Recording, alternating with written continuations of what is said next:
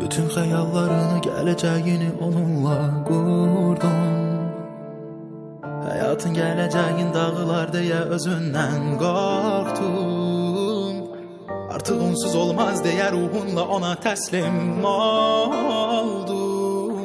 Zamanla adiləşib onun gözlərində bir heç oldun. Sən düşünmə ki, nəyi harda necə səhv etdin. Sən düşünmə ki, onu lazımından az sevdin.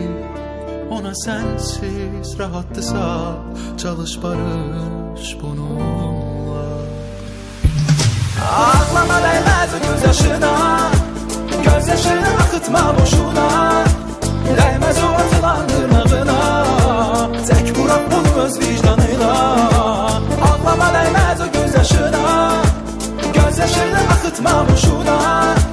Değmez o atılan tırnağına, tek bırak bunu öz vicdanıyla.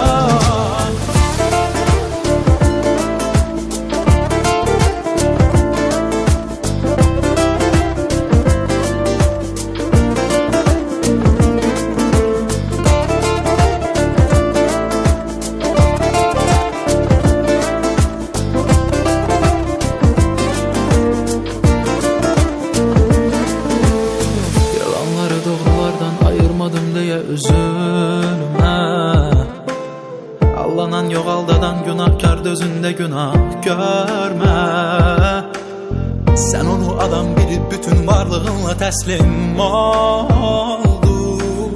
Sen onu sevip korkmadan verdiğin her sözünde durdun. Sen düşünme ki neyi harda nece sefettin. Sen düşünme ki onu lazımından az sevdin. Ona sensiz rahattısa çalış barış bununla. Ağlama değmez göz yaşına, göz yaşını akıtma boşuna. Değmez o atılan tırnağına, tek bırak bunu öz vicdanıyla.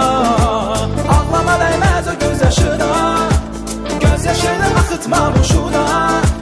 Değmez o atılan tırnağına, tek bırak bunu öz vicdanıyla.